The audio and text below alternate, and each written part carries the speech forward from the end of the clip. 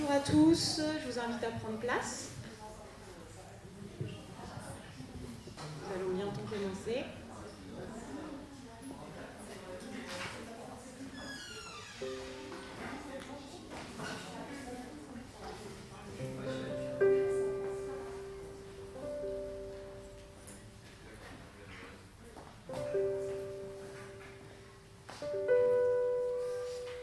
Alors, je vais vous inviter, alors déjà bienvenue à l'église protestante Mérignac, protestante évangélique de Mérignac.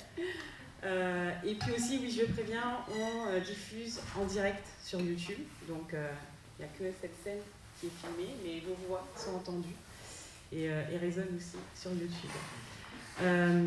Et puis je vais vous inviter avec ce premier chant, Tu m'as choisi. C'est un petit rappel aussi du message de Wyman de la semaine dernière. Je vais citer un verset qu'il avait pris, de Pierre 2, verset 9. Vous, au contraire, vous êtes un peuple choisi, des prêtres royaux, une nation sainte, un peuple racheté, afin de proclamer les louanges de celui qui vous a appelés des ténèbres à sa merveilleuse lumière.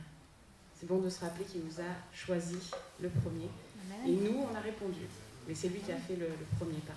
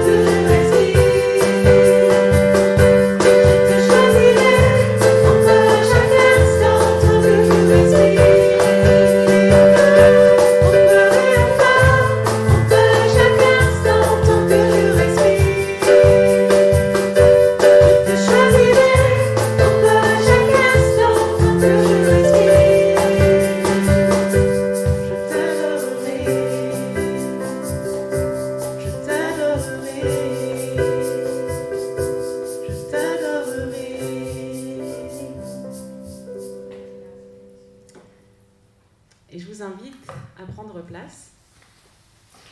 Alors, je vais essayer de vous partager une pensée,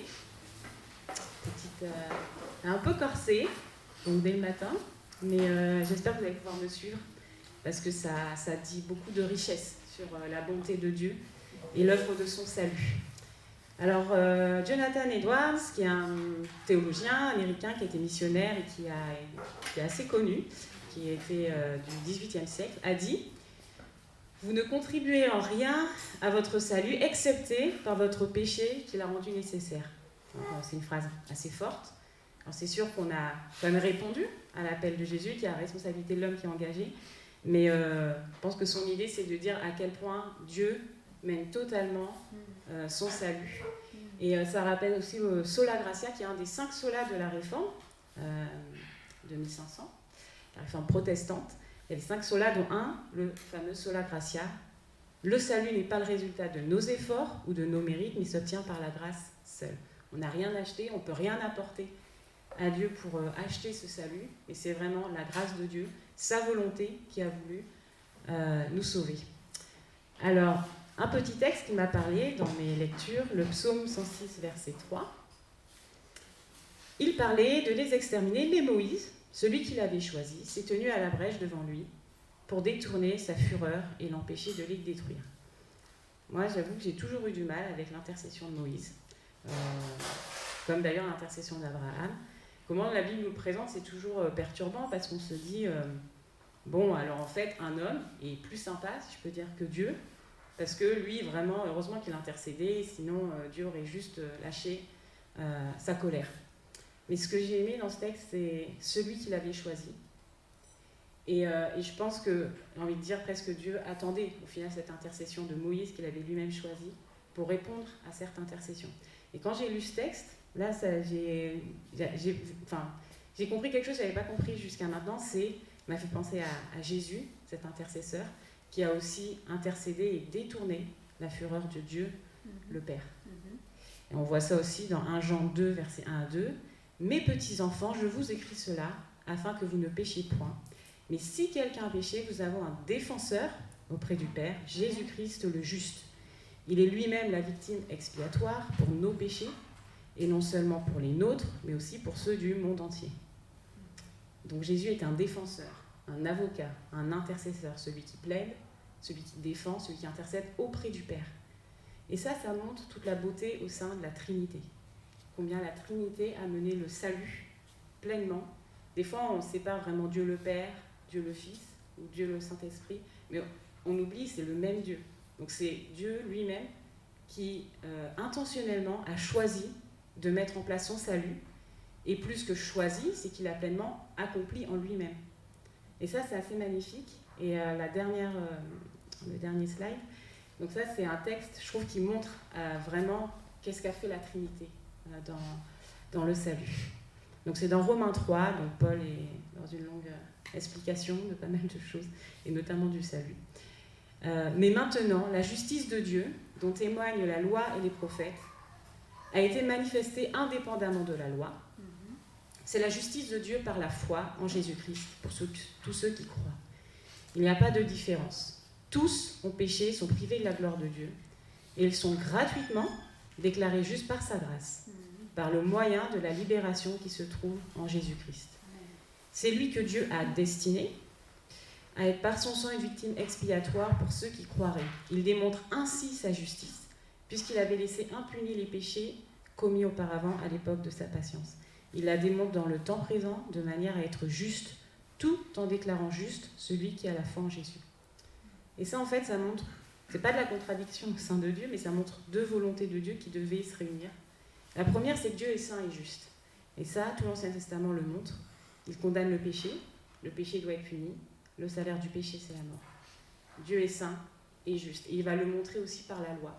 Paul nous dit que la loi est comme un précepteur qui a montré à quel point le péché était condamnable. Mais Dieu veut sauver le pécheur. Et là, on a un problème. Puisque le pécheur doit mourir, mais en même temps, Dieu veut le sauver.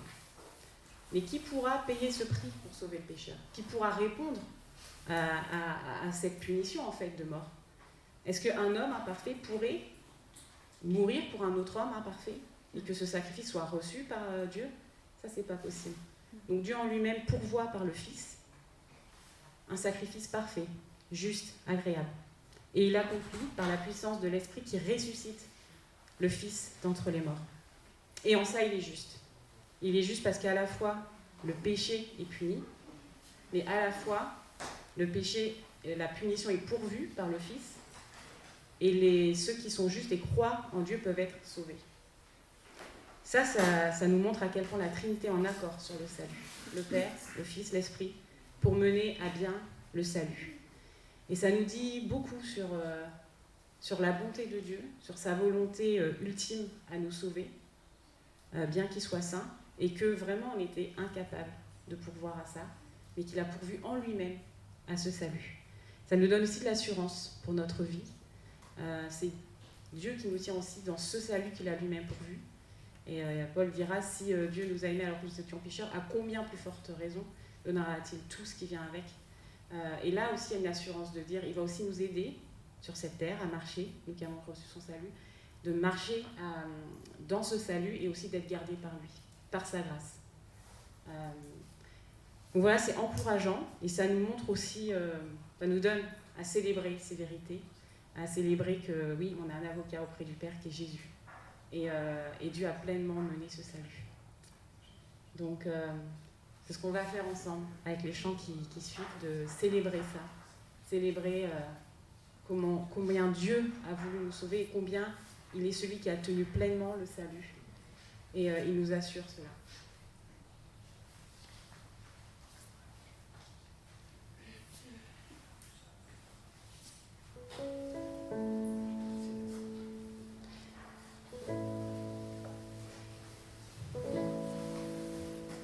Voilà, nous allons prendre plusieurs chants. Si entre les chants, certaines personnes ont un cœur de prier, de remercier Dieu ou d'avoir une pensée, qu'ils se sentent libres aussi entre ces chants de s'exprimer devant le Seigneur dans la liberté. Tu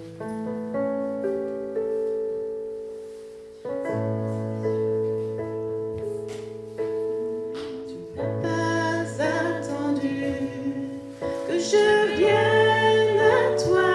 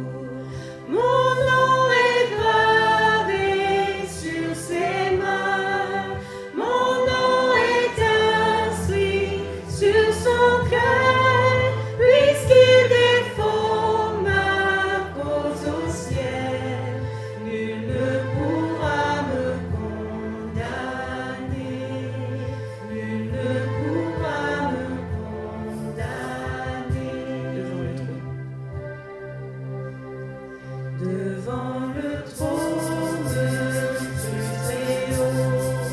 Mon défenseur saura plaider, cet avocat s'appelle amour, il intercède pour moi toujours.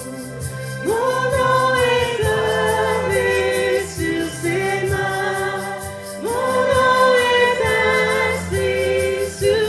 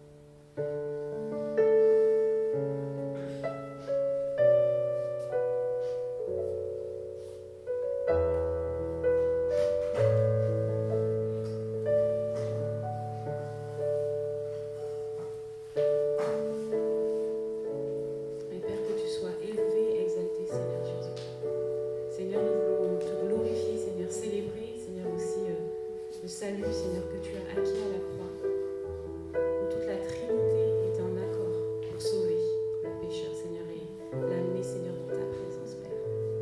Nous voulons, Seigneur, aujourd'hui te glorifier par nos vies, par nos pensées, par nos actes, Seigneur.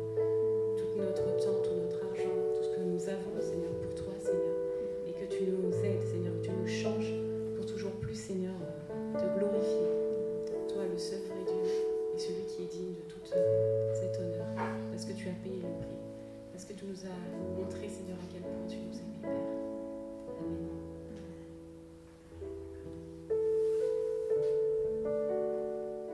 Merci Seigneur pour ta grâce. Merci que nous ne méritons rien. C'est pas nous, c'est pas nos péchés. C'est le Seigneur Jésus qui nous a pardonnés, qui nous a libérés de tous les poids du péché. Merci Seigneur pour ton amour constant dans nos vies. Nous te glorifions, nous te louons. Au nom de Jésus. Amen.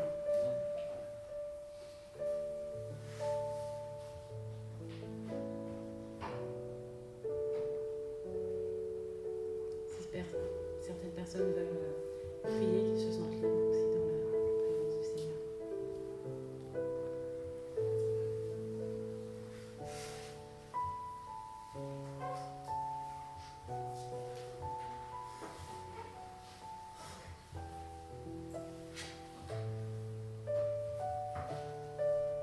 Oui Seigneur, nous te remercions pour ton magnifique acte d'amour Seigneur sur la croix.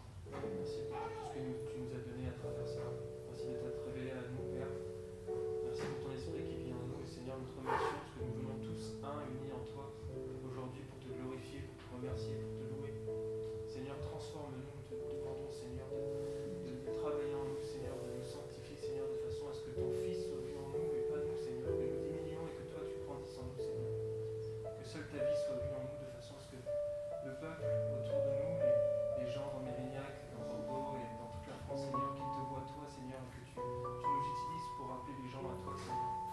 Nous voulons faire partie de ce plan, Seigneur, que tu as dessiné pour nous. Nous voulons te suivre, Seigneur. On te remercie et on prie cela au nom de Jésus.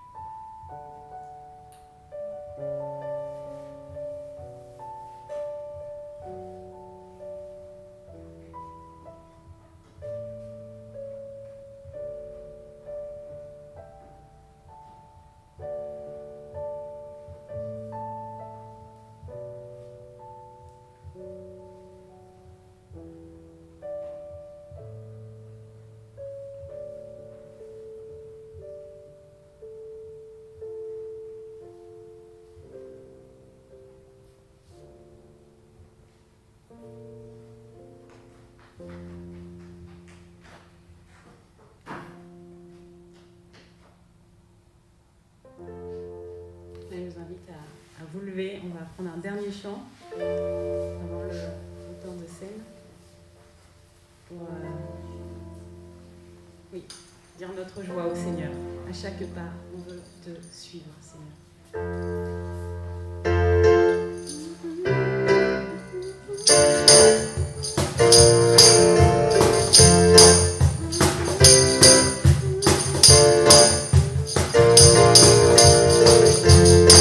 Tes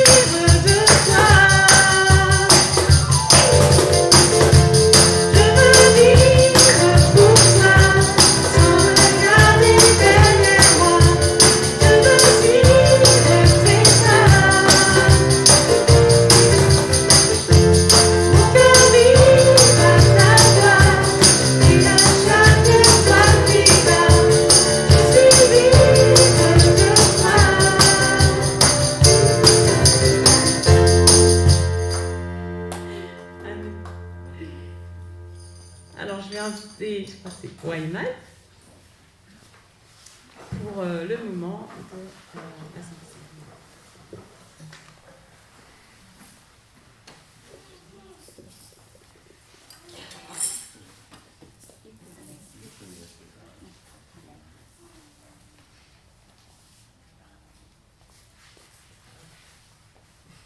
Oui, c'est mieux si j'enlève le masque. Bon, ici, on va partager le Saint-Seine. Il y a 2 tables de 2 côtés. Bon, on peut aller quand on est prêt. On utilise les gels avant de manger. Bon, okay. C'est Jésus qui a commencé de faire le Saint-Seine. C'était dans le moment de Pâques. À ce moment-là, la croix est devant Jésus. Ce n'est pas encore accompli. Mais, en regardant, il a passé le temps avec ses disciples. Mais nous, aujourd'hui, c'est de l'autre côté. Il est déjà crucifié. Et donc, en Jésus, nous avons la grâce. Et c'est pour le royaume de Dieu que Jésus a passé par la croix, pour ouvrir la porte pour nous. Donc c'est aussi, le Saint-Seine, c'est au même moment un temps triste, parce qu'il est passé par la croix pour nous. Mais c'est aussi un moment de joie, parce que par sa sacrifice, nous pouvons entrer dans le royaume de Dieu. Et un jour, nous irons manger ensemble avec Jésus-Christ. Donc c'est Jésus qui a pris le coupe. Bon, pardon. J'ai mal marqué ici. Il a pris des pains. Bon, pendant qu'il mange ensemble avec les disciples, Jésus prit du pain et après avoir prononcé la prière de bénédiction, il la rompit et leur donnait, et disant, prenez, mangez, ceci est mon corps. Il prit ensuite une coupe, et après avoir remercié Dieu, il a leur donné, et ils la burent tous. Il leur dit, ceci est mon sang, le sang de la nouvelle alliance, qui est versé pour beaucoup. Je vous le dis en vérité, je ne boirai plus jamais du fruit de la vie, jusqu'à le jour où je le boirai nouveau dans le royaume de Dieu. Donc c'est pour nos péchés, mais aussi pour le royaume de Dieu. On va partager ce coupe avec Jésus dans le royaume de Dieu. Donc on va prier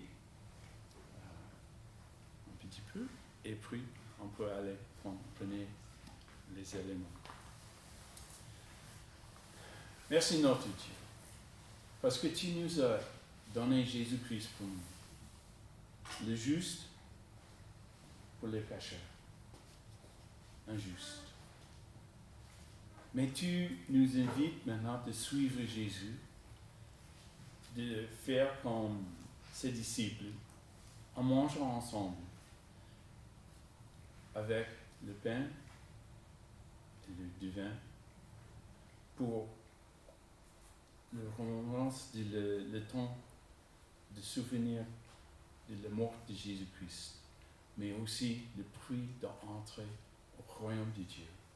Et on veut célébrer ensemble un jour dans le royaume de Dieu le festin avec notre roi Jésus-Christ. Nous prions au nom de Jésus. Amen.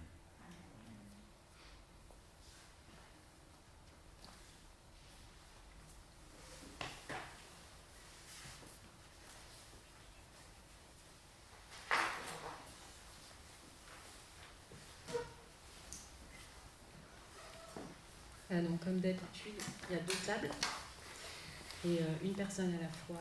Vous désinfectez les mains, on prend les éléments, et puis après on remet et on revient, et puis ça tombe comme ça, à droite et à gauche.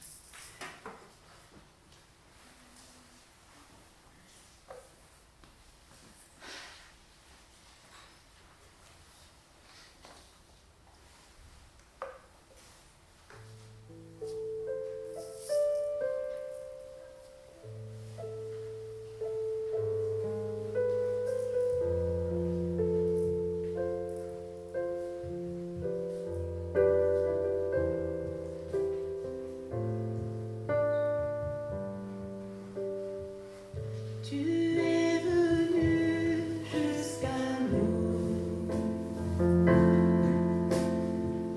quittant la gloire de ton ciel. Tu es venu pour servir, donnant ta vie pour nous sauver.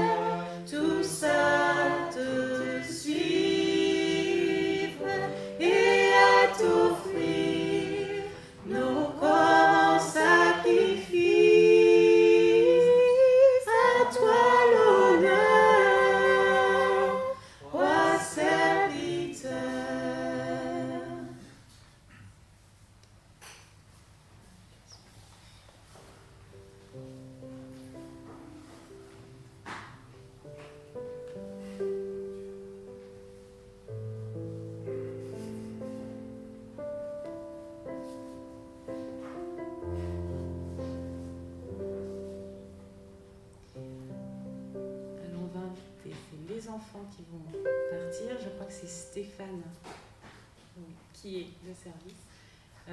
Est-ce que quelqu'un peut prier pour Stéphane et les enfants, le moment qu'ils vont passer ensemble pour les bénir, et qu'eux aussi reçoivent leur part ce matin?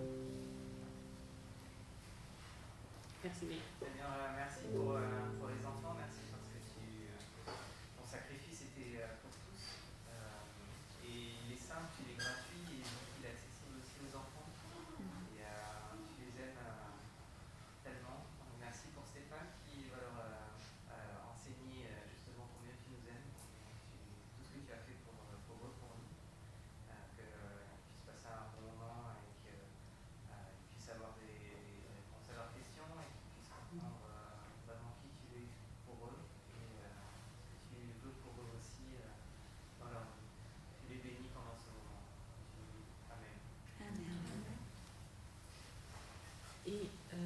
Et je vais inviter Louis, prieur, qui vient de l'église de Trinity à Paris et qui fait aussi partie de l'AECM. Donc voilà, il va nous exhorter toujours sur la mission. Donc on est encore dans la mission avec ce dernier culte. Et voilà, pour son témoignage, pour aussi des pensées que vous avez. Donc merci Louis. Merci Christine, merci beaucoup. Est-ce que ça marche? Non, c'est parfait. Merci beaucoup Coco. Je vais mettre mes lunettes maintenant que j'ai enlevé mon masque, que je peux vous voir. Parce que le masque et les lunettes, c'est pas un très bon combo pour ceux qui portent des lunettes. Ils comprennent très bien que c'est compliqué. Bonjour à tous. Je m'appelle Louis, comme Christine m'a présenté. Et c'est un honneur d'être ici ce matin avec vous, d'être en votre présence, et surtout en présence de notre Seigneur, et de partager aujourd'hui la parole de Dieu avec vous sur ce beau sujet de la mission. Et donc vous ne me connaissez peut-être pas, ou peu, ou un petit peu, on a passé un peu de temps ensemble, mais sachez que moi je vous connais plus ou moins, et vous êtes dans mon cœur. Et tout ça, ça a commencé il y a maintenant 4 ans, lorsque j'ai rencontré le Seigneur. Et j'ai rencontré le Seigneur aux États-Unis, au New Jersey, pendant un stage. J'étais pendant mon cursus scolaire et je suis parti faire un stage aux États-Unis. Je suis tombé dans une église, en fait, dans une entreprise église avec que des chrétiens qui faisaient du bâtiment. Et donc j'ai travaillé avec eux quotidiennement et ils m'ont prêché la parole, ils m'ont montré qui était le Seigneur à travers leurs actions, etc. Et j'ai donné ma vie au Seigneur. Et quand j'ai dû revenir en France pour continuer mon cursus scolaire, ils m'ont informé des différentes églises qui existaient en France. Et donc, sachant que cette église aux États-Unis fait partie de notre dénomination, ils m'ont guidé vers Trinity, l'église dans laquelle je suis actuellement. Mais ils m'avaient aussi informé qu'à Mérignac, il y avait bien une église, qui est vous, en fait, l'église du Seigneur ici à Mérignac. Et donc, c'est à ce moment-là, la première fois où j'ai entendu parler de vous. Puis après, je suis revenu en France pour continuer mes études, etc., commencer ma vie professionnelle. Et j'ai eu la chance de venir vous visiter quelques fois. Donc, je suis venu en 2018 avec un dénommé pasteur Bob, qui vient de l'église dans laquelle j'ai été sauvé aux États-Unis.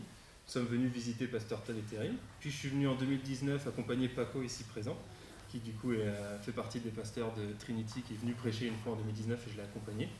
Et enfin en 2020, en août, donc il y a quelques mois, en soi il y a moins de à peu près 6 mois, quoi, c'est ça, un peu plus. Je suis venu vous aider un peu pendant le week-end, c'était surtout pour le bâtiment qui est en cours de rénovation. Donc je suis venu avec un frère de l'église de Paris, de Trinity, pour donner un petit coup de main, vu qu'on a des bras et des jambes, pour aider un peu, puis partager aussi le moment de Seigneur avec vous le dimanche matin. Et donc c'est là où c'est avec ces petits moments que j'ai commencé à vous connaître un petit peu, et vous avez peut-être commencé à me connaître un petit peu au fur et à mesure.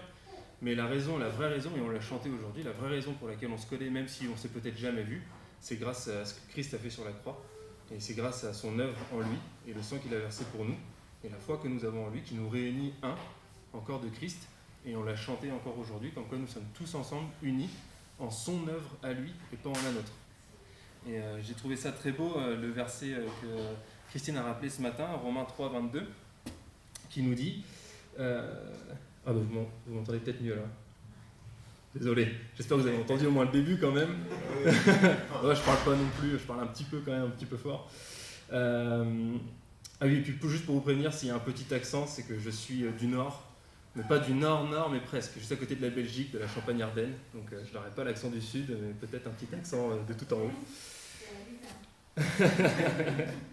Mais donc, ça nous a été rappelé ce matin par Christine au verset 22 dans Romains 3, qui nous dit que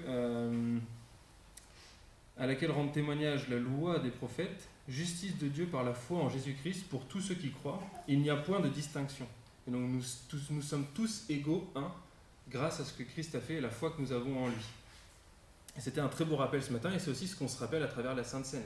La Sainte Seine, c'est un moment de rappel de ce que Christ a fait et qui nous sommes en lui, individuellement, mais aussi collectivement, que nous sommes tous la famille de Dieu par ce qu'il a fait sur la croix. Et c'est aussi un magnifique moment où on se rappelle tous ensemble de qui nous sommes en lui, collectivement. Et donc, grâce à ce que Jésus a fait, nous avons tous ensemble, nous sommes tous unis, nous avons la même vérité, la même parole, le même esprit, la même foi, la même joie, et nous avons aussi la même mission. Et c'est ce sujet aujourd'hui qu'on va essayer de comprendre un peu plus concrètement. Quelle est notre mission tous ensemble en tant qu'Église, en tant que peuple de Dieu unis en Christ. Et donc, je vous invite à commencer à prendre vos Bibles dans les mains si vous les avez, et à commencer à feuilleter et aller à Acte 2, Acte chapitre 2, au verset 42. Et pendant que vous cherchez, je vais vous rappeler quelle est notre mission, nous, en tant que chrétiens, tous ensemble, collectivement. C'est d'être témoins aujourd'hui, sur terre, de ce que Jésus a fait de son œuvre sur terre. Être témoins tous ensemble de Christ et de la façon dont il nous a sauvés. C'est en effet la mission que Dieu nous donne dans son plan de salut, sachant que la première étape, comme on l'a rappelé plein de fois, et je pense que c'est jamais suffisant de le dire, c'est à travers l'œuvre de son Fils, où il inaugure son royaume sur terre, puis il souhaite étendre son royaume à travers son Saint-Esprit dans son peuple, dans l'Église.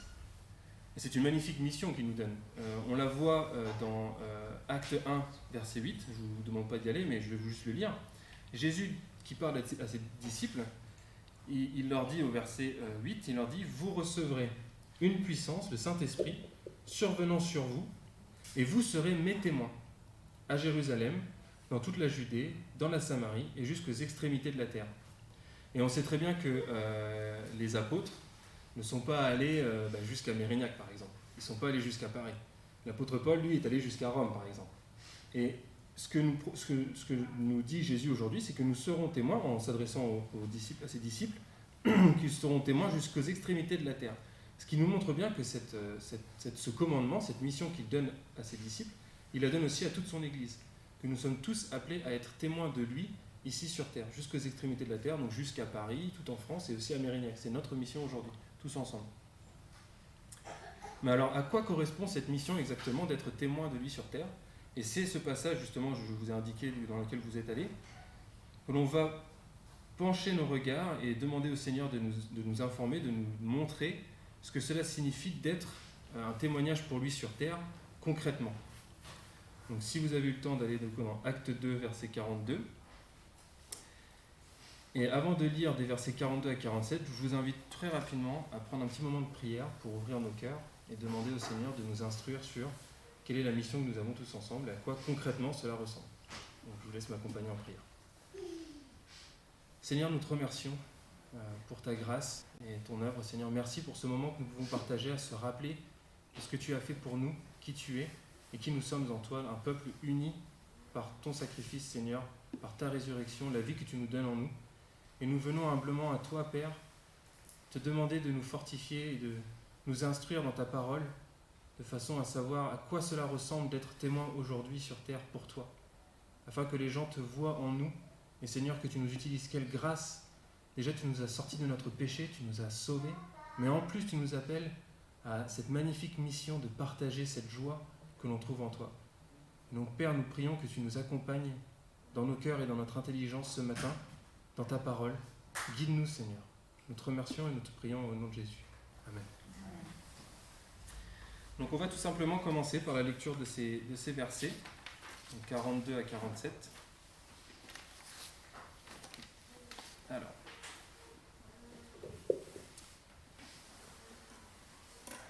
pour information, moi j'ai la version NEG 79, mais ça va pas être compliqué de suivre même si vous avez une autre version.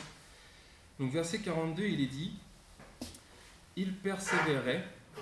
Juste pour information, le « il » concerne les 3000 personnes qui viennent juste d'être sauvées suite à la prêche de Pierre, et donc c'est la naissance de l'Église. On parle donc de « il », on parle de l'Église primitive. Donc il persévérait dans l'enseignement des apôtres, dans la communion fraternelle, dans la fraction du pain et dans les prières. la crainte s'emparait de chacun, et il se faisait beaucoup de prodiges et de miracles par les apôtres. Tous ceux qui croyaient étaient dans le même lieu, et ils avaient tout en commun. Ils vendaient leurs propriétés et leurs biens, et ils en partageaient le produit entre tous, selon les besoins de chacun. Ils étaient chaque jour tous ensemble, assidus au temple, ils rompaient le pain dans les maisons, et prenaient leur nourriture avec joie et simplicité de cœur, louant Dieu, et trouvant grâce auprès du peuple, de tout le peuple. Et le Seigneur ajoutait chaque jour à l'Église ceux qui étaient sauvés. Quel beau passage et quelle belle démonstration de ce qu'est l'Église. Et on voit directement, lors de cette première lecture rapide, on voit différents aspects de cette Église. On voit déjà qu'il y a la parole de Dieu, qu'il y a l'enseignement des apôtres qui est présent. On voit un fort aspect de communion aussi, fraternelle, tous ensemble. On voit aussi à peu près à la fin de ce passage l'aspect, la disposition du cœur de ces premiers croyants, qu'ils étaient dans la joie, dans la simplicité du cœur. Et puis on voit aussi tout à la fin que Dieu ajoutait jour après jour les gens qu'il sauvait à travers ce peuple et son Église qui manifestait sa présence. Et c'est la façon dont aujourd'hui j'aimerais que nous regardions concrètement ce que cela ressemble d'être témoin pour Christ en tant que famille, en tant qu'Église, en commençant premièrement par identifier les activités que l'Église primitive avait, puis ensuite les dispositions de leur cœur, et enfin le résultat d'être l'Église, de faire ce que Dieu nous commande de faire. Donc pour commencer les activités de l'Église, je pense qu'il n'est vraiment pas anodin pour Luc, celui qui a écrit l'auteur de ce livre, de commencer juste après que l'Église soit apparue, suite à cette prêche de Pierre, qu'il commence directement en parlant de la parole. La première chose qu'il dit, c'est qu'il persévérait dans l'enseignement des apôtres. Mais quel est cet enseignement dont il parle, l'enseignement des apôtres ? L'enseignement des apôtres, on voit dans les chapitres précédents, c'est l'enseignement de qui est Jésus. Qu'est-ce qu'il a fait sur terre ? Et le fait qu'il répondait à toutes les prophéties qui étaient dans l'Ancien Testament, et donc de ce salut qui était offert par Dieu à travers son Messie, qui est Jésus, son Fils. Et donc c'est ça l'enseignement dans lequel il persévérait. Lorsqu'il est écrit qu'il persévérait dans l'enseignement des apôtres, premièrement, on peut imaginer qu'il persévérait à l'écoute de l'enseignement des apôtres. Lorsque les apôtres expliquaient la parole, expliquaient ce que Jésus avait réalisé, et ce qu'ils avaient du coup gagné à travers cette foi qu'ils ont en lui, ils écoutaient, ils étaient assidus à ses enseignements. Mais limiter la persévérance dans l'enseignement à seulement un écoute attentif serait trop limitatif. En effet, la persévérance dans l'enseignement des apôtres signifie aussi de la réflexion, de la méditation, de la conversation, des questions, que cet enseignement devienne la priorité et que ça soit vraiment au milieu des conversations et de son peuple. Que l'ensemble de l'Église persévère dans cet enseignement qui nous a été donné par les apôtres, mais aujourd'hui, pour nous, qui nous est donné à travers la parole de Dieu. Et c'est ça la persévérance dans les paroles. Ce n'est pas seulement un écoute assidu lors des enseignements, que ce soit le dimanche ou pendant les études bibliques, mais c'est une vraie méditation et réflexion de la parole et de l'enseignement que Jésus nous a donné, que Dieu nous a donné à travers sa parole. D'être vraiment imbibé. La parole nous dit, Paul par exemple nous dit au chapitre 12 de Romains, de renouveler notre intelligence dans cette parole, d'être constamment dans celle-ci. Il nous est écrit aussi dans les psaumes que heureux celui qui médite jour et nuit sa parole. Et c'est là où nous sommes appelés en tant que peuple de Dieu de persévérer dans sa parole quotidiennement, d'être vraiment renouvelés par ces instructions qu'il nous donne dans la parole, qui sont source de joie, de paix et d'amour pour nous. Parce qu'il nous rappelle ce que Jésus a fait pour nous et qui nous sommes en lui. Donc ça, c'est la première chose que l'on voit dans ce texte. Luc commence par nous expliquer que l'Église persévérait dans l'enseignement. Puis ensuite, on ne peut pas louper clairement la communion fraternelle que l'on voit dans ce passage. On ne peut pas louper la communion fraternelle de cette Église primitive qui, comme on le voit, partage énormément. On voit au verset 44 qu'il est écrit « Ils étaient dans le même lieu et ils avaient tout en commun ». Au verset 45, qu'ils vendaient leurs propriétés et leurs biens et ils en partageaient le produit entre tous, selon les besoins de chacun. Et au verset 46, qu'ils étaient chaque jour tous ensemble assidus au temple et ils rompaient le pain dans les maisons. Alors avant de s'attarder un peu plus sur cet aspect de communion fraternelle, j'aimerais juste rajouter un petit point sur ce texte et le fait qu'il faut bien le mettre dans son contexte. Il faut bien se rappeler qu'à ce moment, l'Église primitive est apparue et ces 3000 personnes qui viennent juste de se convertir à Jérusalem, géographiquement. Ce sont les premiers croyants, les premiers disciples de Jésus. Et ces personnes viennent géographiquement de plein d'endroits différents.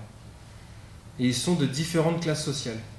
Et donc maintenant qu'ils ont leur foi en Christ, qu'ils appartiennent au peuple de Dieu, eh bien leur maison, leur famille, elle est aujourd'hui à Jérusalem. Cependant, des personnes n'étaient pas de Jérusalem, ils n'avaient rien aujourd'hui à Jérusalem. Donc il fallait bien pourvoir pour ces personnes. Et c'est pour ça que beaucoup de gens de l'Église, du moins de l'Église primitive, vendaient toutes leurs propriétés de façon à pourvoir aux besoins des gens qui restaient sur place, parce que c'était le seul endroit où il y avait la famille de Dieu. Les gens ne pouvaient pas repartir chez eux, leur famille elle était là maintenant. Donc il faut remettre dans son contexte, et donc ça veut dire qu'aujourd'hui, nous ne sommes peut-être pas appelés exactement, chacun d'entre nous, à vendre l'ensemble de nos maisons et d'acheter un gros bâtiment et les tous ensemble. C'est peut-être pas ce dont on est appelé. Peut-être que Dieu met dans votre cœur de vendre vos propriétés pour un autre frère, ou du moins d'héberger quelqu'un, mais ça va peut-être pas ressembler exactement à ça. Mais ça ne veut pas dire non plus qu'on est appelé à vivre individuellement et à rester dans notre coin et à rien vendre et à tout garder pour nous. Pas du tout, parce que c'est pas du tout ce qu'on voit dans la parole aujourd'hui. On voit qu'au contraire, il y avait un sens de partage, de communion et d'union tous ensemble en Christ. Et donc c'est ça la communion fraternelle. Donc après ce petit rappel de contexte, on va continuer sur à quoi ressemble concrètement cette union fraternelle, cette communion fraternelle que l'on voit.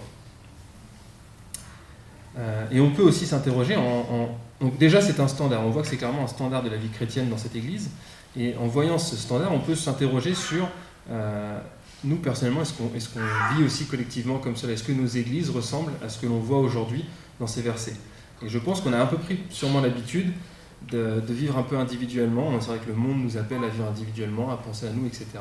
Mais malheureusement, l'église est peut-être devenue un peu un plus pour nous. Et ça peut devenir dangereux parce qu'on en a besoin de cette église. Et c'est par la foi en Jésus, on l'a redit encore aujourd'hui, que nous sommes un. Nous sommes un en Christ, nous sommes unis. Et c'est tellement important, parce qu'on pourrait se dire, oui, j'ai ma foi en Christ, individuellement, mais c'est peut-être pas, c'est nécessaire, mais peut-être pas tant que ça que nous soyons un tout le temps ensemble. C'est tellement important que j'aimerais que vous vous rappeliez les paroles de Jésus dans sa prière au chapitre 17 dans Jean, ce qu'il prie au Père. Il prie au verset 20 et 21, il dit « Ce n'est pas pour eux seulement que je prie », parlant, donc il part au Père, et il dit « Ce n'est pas pour eux seulement », parlant de ses disciples, mais encore pour tous ceux qui croiront en moi par leur parole. La parole qui sera prêchée, l'enseignement qui sera donné, ces gens vont croire. Donc c'est nous croyons maintenant aujourd'hui en Jésus par la parole qui nous a été donnée. Jésus dit « Afin que tous, nous, soient un, comme toi, Père, tu es en moi, et comme je suis en toi, afin que eux aussi, un en nous, pour que le monde croie que tu m'as envoyé. » Et on voit que c'est un sujet extrêmement important pour Christ, pour notre Seigneur et Sauveur, que nous soyons un en lui, unis tous ensemble. Donc renier cet enseignement et renier le fait que nous sommes appelés à être un, eh bien c'est renier ce que Jésus nous dit aujourd'hui dans le chapitre 17 dans Jean, le fait d'être unis en lui, parce qu'il l'a prié, et cette prière, elle est accomplie. C'est-à-dire qu'à travers son œuvre, nous sommes maintenant un. C'est grâce à son œuvre sur la croix que nous sommes un tous ensemble. Et dans ce verset que je viens de vous citer dans Jean, on voit qu'à la fin, Jésus dit « Pour que le monde croie que tu m'as envoyé ». Et c'est à travers cette union que nous avons ensemble que nous sommes témoins de Christ et de ce qu'il a fait sur la croix. En effet, vous imaginez bien que lors de l'Église primitive, après la prêche de Pierre et des apôtres, et les 3000 personnes qui se sont réunies d'un seul coup, de classes sociales différentes, de différents endroits géographiques, de les voir tous ensemble, vivre quotidiennement ensemble, c'est un énorme témoignage et on se demande pourquoi. Pourquoi ces gens sont ensemble, pourquoi ils vivent sacrificiellement les uns pour les autres, pourquoi ils partagent tout en commun, et on le voit très rapidement parce qu'ils ont aussi la parole en eux tout le temps. Et donc on se rend compte qu'en fait la raison pour laquelle ils sont tous ensemble, c'est à cause de Christ et de son œuvre. Et c'est là où nous sommes des magnifiques témoins, et c'est ce que Dieu veut, c'est ce que Jésus veut, c'est que nous soyons un, plein de la parole, de façon à ce que les gens soient étonnés et voient et sachent que c'est grâce à Christ que nous sommes un tous ensemble aujourd'hui.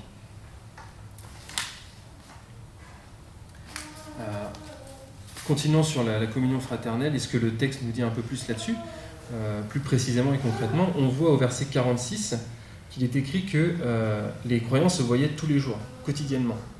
Et aujourd'hui, je pense qu'on a du mal à se voir quotidiennement. Et on a peut-être du mal à se voir plus de 2 ou 3 fois par semaine. Et c'est parce que ce n'est plus une priorité aujourd'hui dans nos vies. Et il faut qu'on se remette cette priorité dans nos vies qui est le fait que nous sommes c'est notre vraie famille. Aujourd'hui, moi, je suis croyant, mes parents ne le sont pas, ma sœur ne l'est pas, et ça me déchire le cœur, mais je sais qu'aujourd'hui, je suis plus proche de vous que je suis proche de mes parents et de ma sœur. Parce qu'en vous, vous êtes ma vraie famille. Vous êtes ma famille, donc pourquoi je ne passerai pas plus de temps avec vous qu'avec tous mes amis qui ne connaissent pas Christ, etc. J'ai besoin de vous. Vous êtes ma famille. Et donc c'est pareil pour vous tous ensemble. Géographiquement, en plus, vous êtes tous ensemble. Et c'est là où on a besoin de se voir. Quotidiennement, c'est peut-être difficile aujourd'hui par rapport à l'endroit où on part, mais se voir plus souvent parce qu'on a besoin les uns des autres. Il nous a aussi précisé qu'il se voit en public. Qu'il se voit, parce qu'il est écrit qu'il se voit au temple. Sauf que le temple, à ce moment-là, c'est le temple des Juifs. Donc il se voit dans des endroits publics. C'est aussi une information assez intéressante. On peut se dire, on peut aller tous ensemble dans des lieux publics, pas forcément pour prophétiser et pour évangéliser, pas du tout, mais juste pour passer du temps ensemble. On aller tous ensemble. Bon, là aujourd'hui, le public, c'est un peu compliqué. C'est vrai que c'est peut-être pas très adapté aujourd'hui pour ce message, mais gardez ça en tête pour quand il n'y aura plus le confinement quand même, ça pourrait être utile. Gardez-le quand même en tête. On y croit, un jour ça va arriver. Dieu va vraiment nous aider là-dedans, on le sait. Et on sait très bien que ce Covid, Dieu nous apprend énormément de choses à travers cela. Et c'est peut-être à travers cela qu'il veut nous demander d'être un peu plus intentionnels. Parce que ça devient encore plus compliqué de se voir. Donc il serait peut-être temps pour nous de se dire, bah oui, mais en fait je me rends compte que déjà je vois personne, et en fait je vois vraiment pas ma famille en Christ. J'ai besoin de ma famille en Christ. Peut-être que je vais venir une demi-heure avant que le service commence, de façon à pouvoir échanger avec un frère, ou de partager sur comment sa semaine s'est passée, est-ce que le Covid ça se passe, comment c'est compliqué d'être chez soi, ou de peut-être appeler un peu plus souvent nos frères et nos sœurs. Et donc le Covid, on voit que ça va nous apprendre des choses, il faut laisser Dieu travailler en nous. Et dans le texte, on voit aussi qu'ils se voient en privé, dans leur maison, et ça c'est quelque chose qu'on peut encore faire aujourd'hui. On peut s'inviter chacun chez soi pour un repas, pour se rappeler qui est Christ, de passer du temps en faisant des jeux de société quand on a un grand salon qui va bientôt être prêt, pour toi Nathanaël. Mais voilà, donc on peut s'inviter les uns chez les autres. C'est pour ça qu'il a pris un grand appart, c'est pour vous inviter, donc allez-y. Et donc oui, on peut s'inviter les uns chez les autres. Et c'est ce que faisait l'Église primitive se voyant en privé, pour manger ensemble, partager des repas et aussi partager, on voit au début l'enseignement qui était quotidiennement avec eux, en eux, toujours instruits dans la parole de Dieu et qui est Jésus, ce qu'il a fait, qui ils sont en eux. C'est très important de se baser là-dessus. Et donc c'est le cas aujourd'hui pour ce qu'on voit dans le verset 42 à 47, et c'est la même chose pour nous. Eux sont un en Christ et nous sommes aussi un en Christ. Nous le savons tous, et je l'ai assez répété je crois aujourd'hui, nous sommes un en Christ. Donc c'était les activités de l'Église. Aujourd'hui on a vu des versets 42 à 47 qu'ils persévéraient dans l'enseignement et qu'ils avaient une communion fraternelle prononcée, forte, intentionnelle. Ensuite on va s'attarder sur la disposition du cœur de cette Église. Et je vous invite à relire peut-être rapidement le verset 46, qui nous dit à la fin du verset 46 qu'ils prenaient leur nourriture avec joie et simplicité de cœur, louant Dieu. Alors ces attributs, ces choses que l'on voit, ce sont clairement des fruits d'une âme régénérée par l'Esprit de Dieu. Ce ne sont pas des choses que le commun du mortel peut, et quelqu'un qui ne croit pas en Dieu ne peut pas avoir cette joie dans son cœur, cette simplicité de cœur, et le fait de louer Dieu. C'est quelque chose qui nous est défini pour nous, car nous avons l'Esprit en nous, et c'est ce qui nous permet de louer Dieu. Et je vous invite à s'arrêter sur chacun de ces 3 points, et de définir un peu plus ce que c'est de se rappeler de la joie, etc. Donc on va commencer par la joie tout simplement.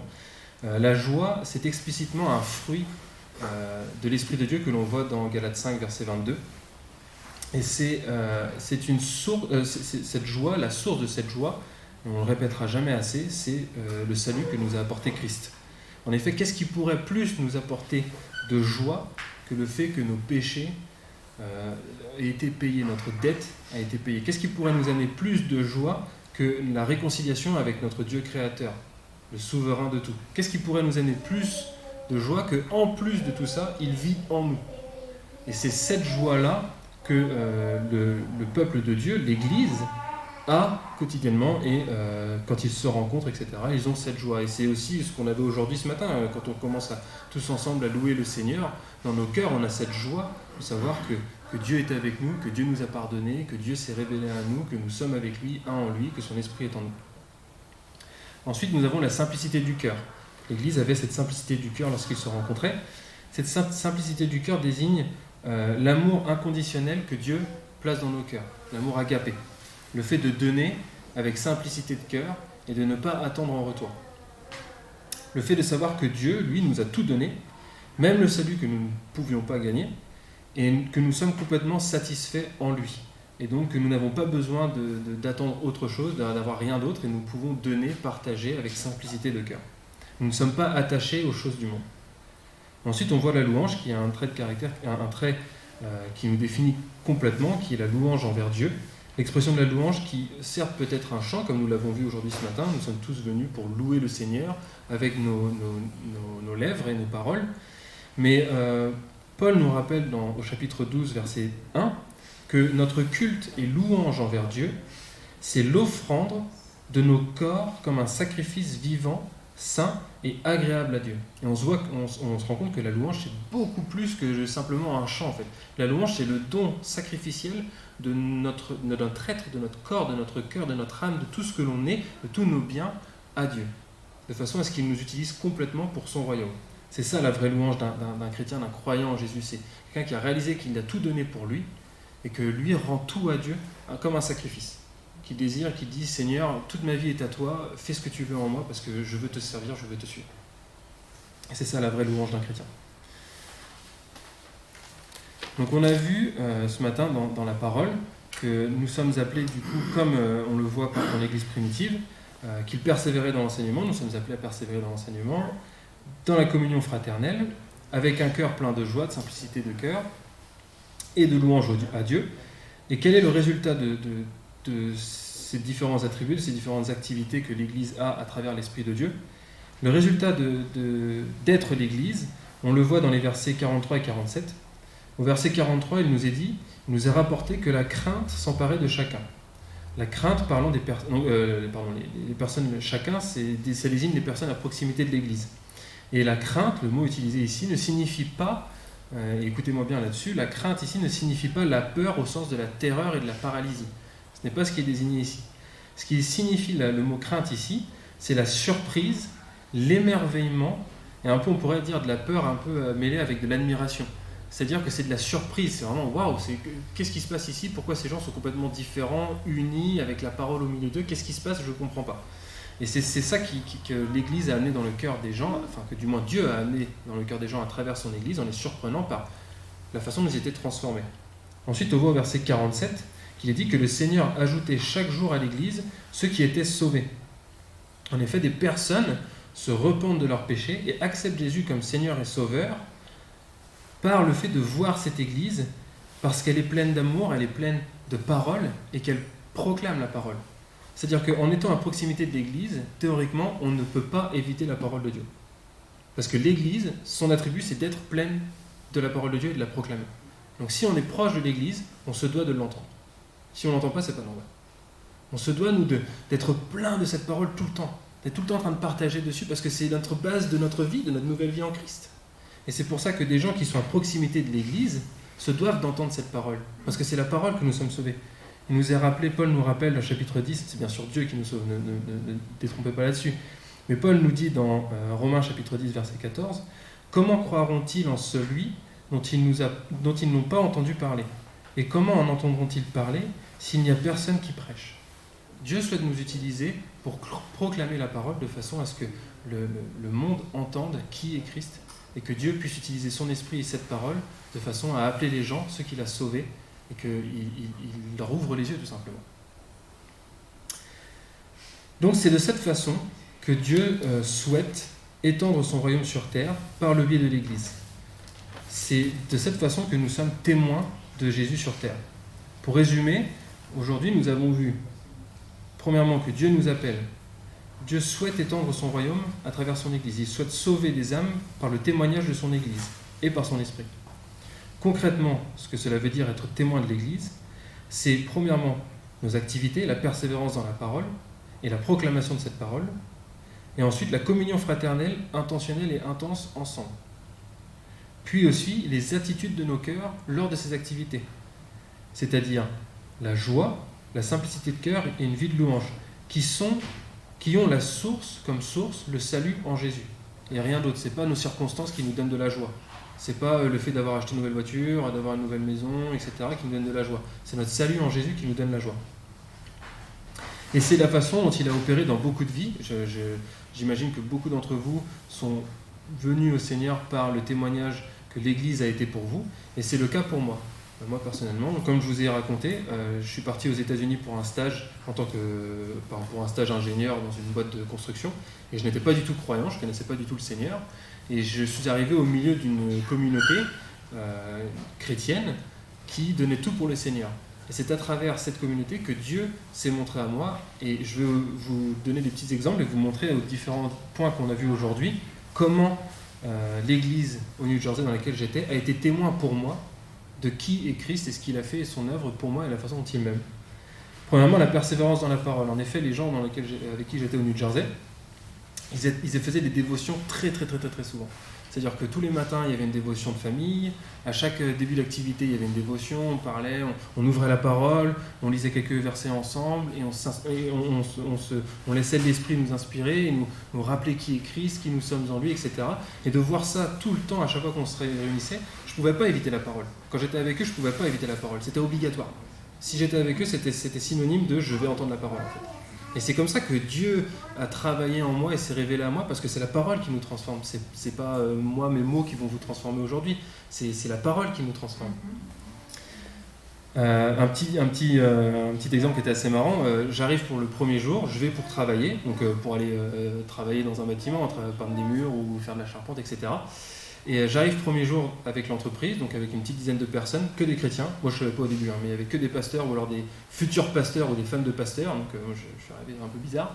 Et le premier jour, on va pour travailler, moi j'étais super chaud, je me dis c'est génial, je vais pouvoir utiliser mes compétences que j'ai eues pendant mes cours, je vais pouvoir travailler, etc.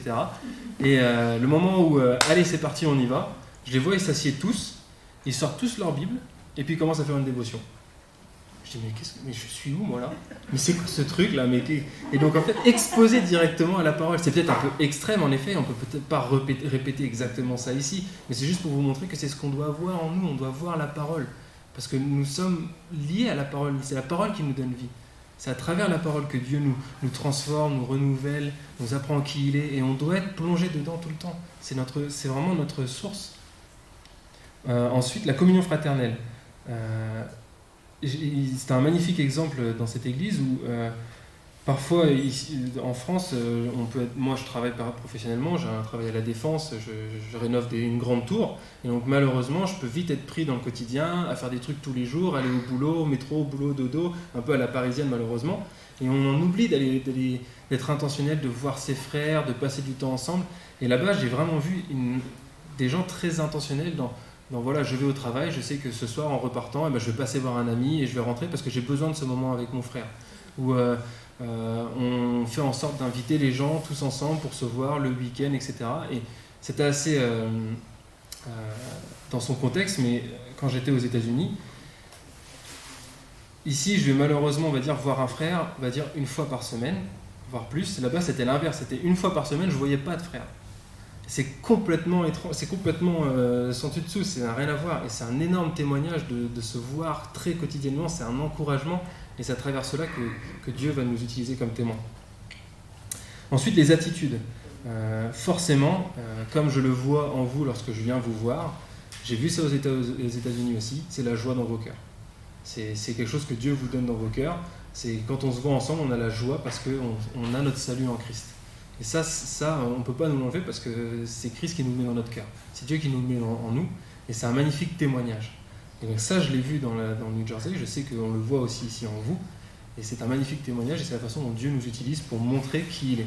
Se dire, mais comment ça se fait que ces gens ont de la joie alors qu'il y a le Covid, il y en a qui ont perdu leur boulot, on n'a peut-être pas beaucoup d'argent à la fin du mois, etc. Mais pourtant, si, il y a de la joie. Pourquoi ? Parce que en fait, notre joie ne dépend pas de nos circonstances, elle dépend de Christ et de ce qu'il a fait en fait. Donc rien ne pourra changer ça. Rien ne pourra nous séparer de l'amour de Dieu en fait. La simplicité de cœur, ça c'est assez marrant, le fait de la façon dont l'église dans laquelle j'étais et où j'ai trouvé le Seigneur partageait tout, mais vraiment tout. Juste pour vous dire, les 2 premières semaines où je suis arrivé là-bas, je ne savais pas à qui appartenait telle ou telle voiture. Parce qu'ils se prêtaient tout en fait. C'est-à-dire que n'importe quelle voiture, je ne savais pas à qui elle était, parce qu'un jour c'était le pasteur qui l'utilisait, le lendemain c'était la famille machin, la famille truc, tout le monde utilisait les mêmes voitures. Et même encore pire, au bout de 2 semaines, je ne savais même pas à qui était quel enfant. Parce qu'il y avait un petit enfant qui était là, quelqu'un le prenait dans la main pendant une demi-heure, puis après, hop, il retombait par terre, et puis quelqu'un le reprenait, lui donnait à manger. Mais à qui est cet enfant, quoi? C'est pas normal. Et c'était vraiment impressionnant de voir la façon dont, la simplicité de cœur, de dire, mais on est tous ensemble, on est une famille, de quoi j'aurais peur, on est tous unis par Christ. Et c'était magnifique de voir ça, c'était un magnifique témoignage. Moi, en étant non-croyant, je viens d'une famille où on se dit pas grand-chose, on n'ouvre pas nos cœurs, on a peur l'un de l'autre un peu, on hésite, on est toujours en train de se faire taper dessus par les parents. Et là, j'arrive dans un endroit où je reçois plus d'amour que quand je suis chez moi, que je vois plus de simplicité de cœur, et je vois plus de joie que quand je suis chez moi. Je me dis, mais c'est quoi? Qu'est-ce qu'ils ont ces gens? Ils ont moins d'argent, parce que je viens d'une famille assez aisée, donc ils n'ont pas d'argent, ils n'ont rien. Et comment ça se fait qu'ils ont plus de joie que moi qui vient du cocon parfait, quoi? Qu'est-ce qui se passe là? Et c'est Christ en fait. Et quand Dieu utilise ça pour nous faire réaliser à quel point c'est en Christ que nous avons la vie, et en personne d'autre, et ben c'est là où il nous transforme, où il nous utilise, nous, la famille de Christ, en tant que témoignage dans des gens comme moi qui, à 4 ans, je ne connaissais pas le Seigneur. Et c'est là où il transforme des gens, et c'est une grâce. C'est vraiment une grâce de savoir que Dieu veut nous utiliser pour transformer et pour faire son plan ici sur terre et étendre son royaume. C'est magnifique, c'est une magnifique grâce. On devrait le louer tous les jours, de se dire, mais Seigneur, tu nous transformes, en plus tu nous enlèves de notre péché, tu nous sanctifies, et en plus tu nous utilises pour ramener des gens à toi. Et je ne mérite rien du tout. Pourquoi tu me donnes tout ça? C'est magnifique. Et c'est pour ça qu'aujourd'hui, je veux qu'on soit encouragés tous ensemble à se dire, c'est notre rôle, et c'est donné par Dieu, et il nous aide à le faire, il ne nous laisse pas seuls, il nous donne son esprit et sa parole justement pour apprendre comment devenir des témoins, et comment que lui devienne de plus en plus grand en nous, et que nous devenions de plus en plus petits, comme Jean-Baptiste le dit. Et une vie de louange, bien sûr, une vie sacrificielle, de toujours donner pour les autres, de toujours mettre sa famille en Christ avant soi-même, de toujours mettre en priorité le besoin de mes frères et de mes sœurs au lieu des miens. Et c'était vraiment quelque chose de magnifique comme témoignage aux États-Unis. Et donc ça, c'est mon témoignage. Je sais que c'est le témoignage de beaucoup de gens aussi. C'est la façon dont Dieu a décidé d'étendre son royaume, c'est à travers son Église et le témoignage qu'on est pour le monde. C'est comme ça qu'il ramène les gens à lui par la parole et par le témoignage et par l'esprit qu'il utilise dans les gens. Et donc, on a beaucoup d'informations dans ce petit texte, on a beaucoup d'encouragement. Et j'aimerais juste vous laisser avec une simple question, un petit moment de méditation tous ensemble pendant quelques minutes, pas très long, mais juste de se poser la question de quelle façon aujourd'hui, ou demain, ou pendant la semaine qui va arriver, comment nous pouvons devenir de meilleurs témoins de ce que Jésus a fait dans nos vies, en tant qu'Église. Quelle action pouvons-nous prendre de façon à ce que le monde voit plus la parole en nous, qu'il voit plus de communion en nous, qu'il voit plus de joie, de simplicité de cœur. Donc, ça peut être passer plus de temps dans la parole, bien sûr, individuellement, mais aussi peut-être collectivement, peut-être se dire, ben voilà, j'ai pas d'études bibliques en ce moment, ou alors ce serait bien d'avoir un petit plan d'études avec juste une personne, un frère ou une sœur ou 2 frères, se dire on peut se faire via Zoom, on peut le faire en appel, ou on peut se dire juste, tiens, ben moi, cette semaine, on lit ensemble le passage des Actes 42 à 47, et puis quand on se voit la semaine prochaine, on vient une demi-heure en avance au culte, et puis on partage ce qu'on a reçu en plus de ce qu'on avait reçu au message. Donc qu'est-ce qui nous a vraiment touché par rapport à ce passage? Parce que voilà, moi je vous dis des choses aujourd'hui, ce que j'ai reçu sur ce passage, après c'est à vous d'aller creuser dans ce passage, et pourquoi pas partager ensemble ce que vous recevez. Ça peut être une façon concrète d'avancer en tant qu'Église, de persévérer dans les paroles tous ensemble. Ça peut être d'inviter quelqu'un le midi, là pendant la semaine qui va arriver, de prendre un peu de temps ensemble, de partager un repas et de prendre vraiment un moment avant de manger le repas, parce que c'est bien beau de se voir, mais c'est pas comme le monde, on se voit pas juste pour se voir, on se voit parce qu'on est frères et sœurs unis en Christ, on se voit parce qu'on se rappelle de ce qu'il a fait en nous. Et donc de se dire, voilà, on se voit pendant un repas, pendant les 10 premières minutes, on prend du temps pour prier, pour lire un passage, pour faire une petite dévotion, quelque chose de simple. Vous inquiétez pas, il y a l'Esprit en vous, il va vous guider, il va vous emmener vers lui à chaque fois. Il faut juste prendre le temps et intentionnellement, ensemble, aller à Christ. Et le laisser nous transformer au fur et à mesure. Donc voilà les petits exemples. Donc j'espère que ça vous a encouragé et ça vous a montré les fruits que l'Église a et comment ça m'a changé moi et ça change des gens. Je suis sûr que vous avez vu des gens transformés par votre vie d'Église et que vous allez encore en voir et vous avez des projets ensemble, vous avez une rénovation de bâtiments, vous avez d'autres choses. Vous avez plein de projets que vous pouvez utiliser pour vous voir, pour vous mettre tous ensemble. Et je veux juste que, avant que je finisse ce petit passage, que l'on prenne du temps pour prier, comme je vous ai dit, de méditer pendant peut-être 1 ou 2 minutes dans le silence. Et puis je fermerai en moment de prière. Je vous invite juste à aller tous ensemble vers notre Dieu et de lui demander de nous révéler ce qu'il veut que l'on prenne comme action la semaine qui va arriver. D'accord ? Ok. Prions.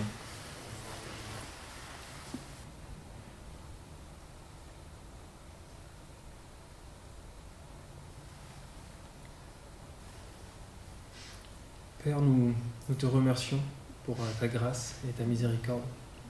Merci pour l'œuvre que tu as fait à travers Jésus. Merci Jésus pour cette vie parfaite que tu as vécue sur terre et ce sacrifice, cette résurrection, Seigneur. Merci pour tout ce que tu as fait pour nous, la vie que tu nous donnes à travers ton esprit. Merci pour ta grâce et Seigneur, en plus de nous avoir rachetés de notre péché, de nous avoir sortis de ce péché et de nous sanctifier, Seigneur, de nous transformer de plus en plus à l'image de ton Fils. En plus de ça, tu veux nous utiliser et tu veux étendre ton royaume à travers nous. C'est une vraie grâce, Seigneur. Nous ne méritons rien de tout cela et pourtant tu souhaites que nous prenions part à ce magnifique plan de salut que tu as créé avant toute humanité. Seigneur, on te remercie pour ce magnifique don. Et tu as entendu nos prières, Seigneur.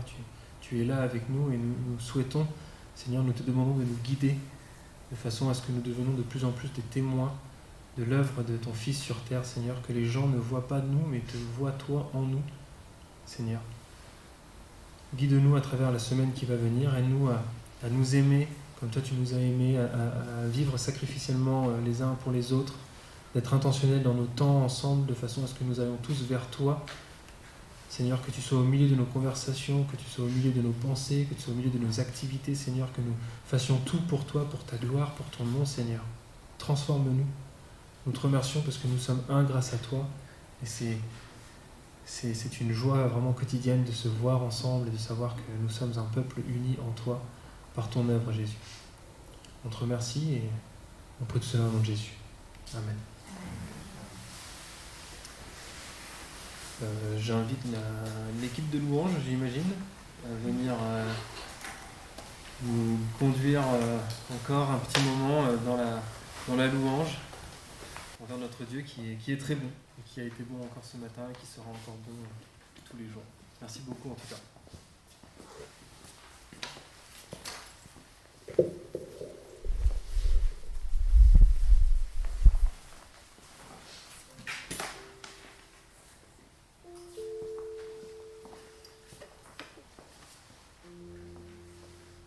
Je vous invite avec ce chant à vous lever si vous le souhaitez. Peut-être on va pour le premier couplet que les hommes et le deuxième que les femmes, puisque le premier dit homme de foi. Moi je suis pas un homme, je suis une femme de vérité. Donc voilà. Et voilà, c'est un chant aussi qui nous encourage. J'aime bien le troisième couplet qu'on chantera. Viens, Église aux ailes brisées, qu'à nouveau ton chant résonne. Pour ton Dieu qui règne au ciel, par sa grâce, reprends ton vol. C'est vrai que l'Église, des fois, elle peut être malade, elle peut être aussi, des fois, attristée par des événements. Mais le Seigneur veut aussi la fortifier, l'encourager, pour qu'à nouveau, son chant résonne. Et même quand, j'aime beaucoup un passage qui dit, je crois que c'est dans le Proverbe, qui dit si le juste peut tomber 7 fois, mais le Seigneur le relève. Donc, voilà, on ne reste pas à terre. Ça arrive qu'on tombe parce que voilà, la vie, elle n'est pas, même chrétien, la vie, elle n'est pas facile sur cette terre. Mais le Seigneur veut toujours nous redonner des forces, nous refortifier pour qu'à nouveau notre chant résonne, notre foi résonne.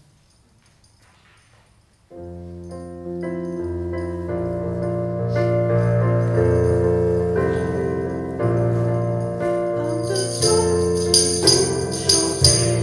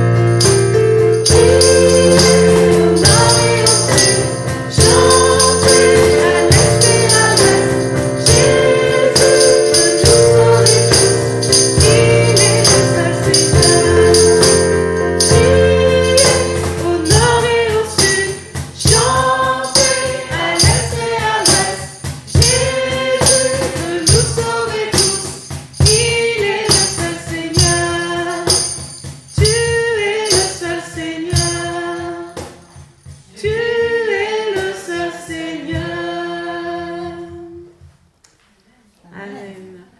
Alors, peut-être on va quand même prendre un temps pour prier pour Louis, pour Paco. Donc Louis et Paco viennent de la même église, à Trinity. Paco nous a aidé à mettre en place une table de mixage, comme vous voyez. Donc normalement, ça améliore le son. Je ne sais pas si vous avez pu entendre ce matin. Mais donc voilà, et on a pu travailler ensemble puisqu'il est ingénieur de son de formation, ça nous aide beaucoup. Donc merci aussi à Paco. Et qui est, je crois, en formation pasteur ou pasteur. Non, ça y est, c'est bon. C'est bon, c'est bon. Donc, voilà. Donc voilà, si Jean-Yves peut venir, Wyman, s'il peut venir pour prier pour eux, pour leur service aussi à Paris. Que Dieu aussi bénisse leur église. Et voilà, ce qui fait aussi, Dieu agit partout et c'est encourageant aussi entre les églises de se bénir les uns les autres. Amen.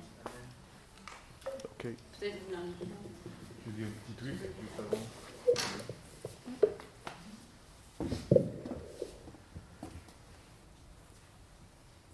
Je voulais juste relire le texte. Il n'y a pas de distinction, c'est dans le livre de Romains, au chapitre 10, à partir du verset 12.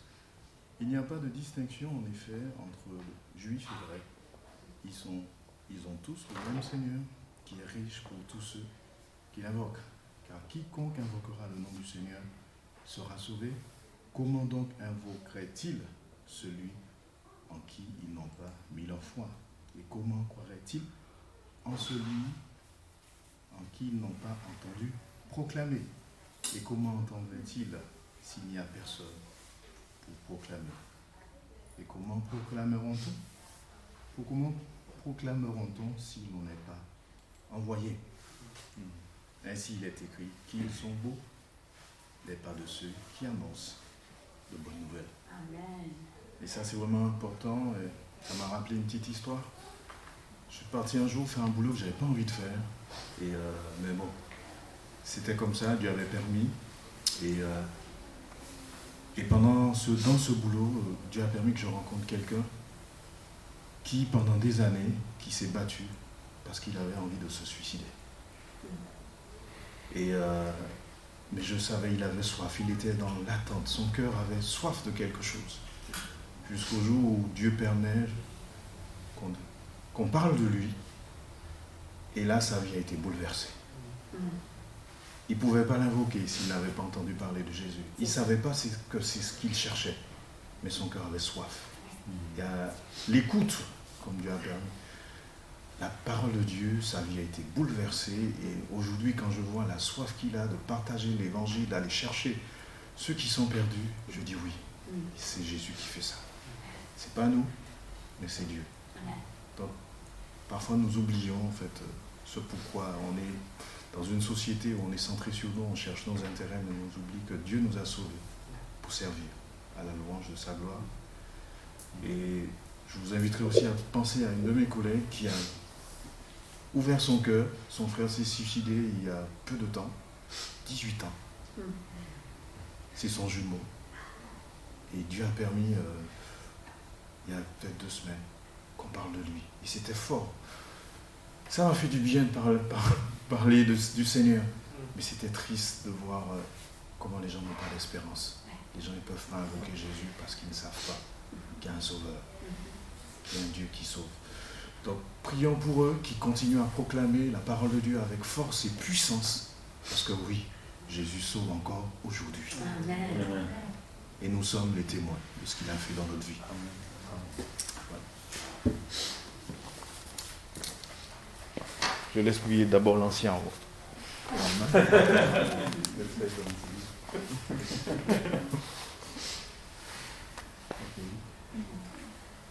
Merci notre Seigneur, parce que même aujourd'hui, tu es grand.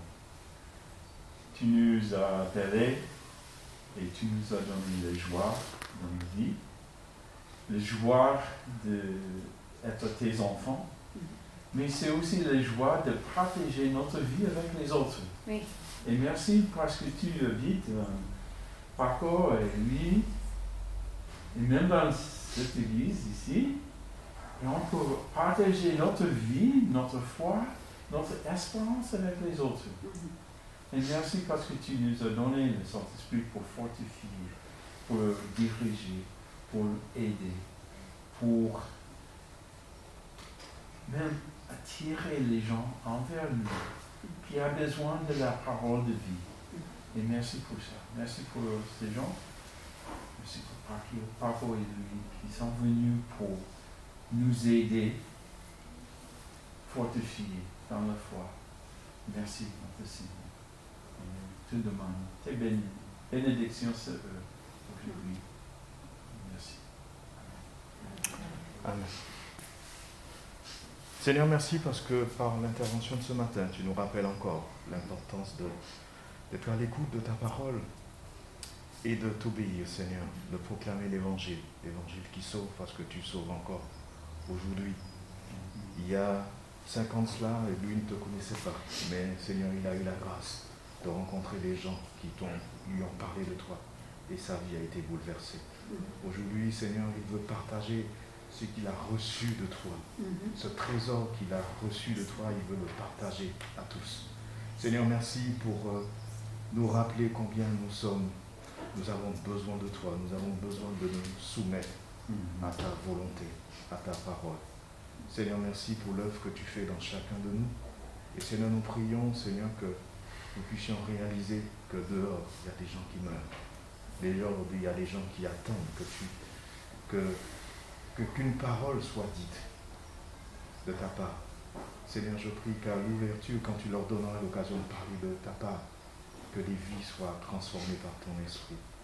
Et Seigneur, nous savons que seul ce qui vient de ton esprit édifie ton Église. Seigneur, je prie que ton esprit soit avec eux dans tout ce qu'ils feront, Seigneur, pour la gloire de ton nom. Merci pour ce qu'ils ont fait ce matin. Tu n'es pas un Dieu injuste pour oublier les services rendus au sein.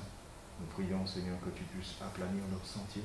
Seigneur, que tu puisses les fortifier dans leur marche avec toi. Que tu les gardes contre toute attaque de l'ennemi. Au nom de Jésus, protège leur famille. Et Seigneur, que ta volonté s'accomplisse dans leur vie.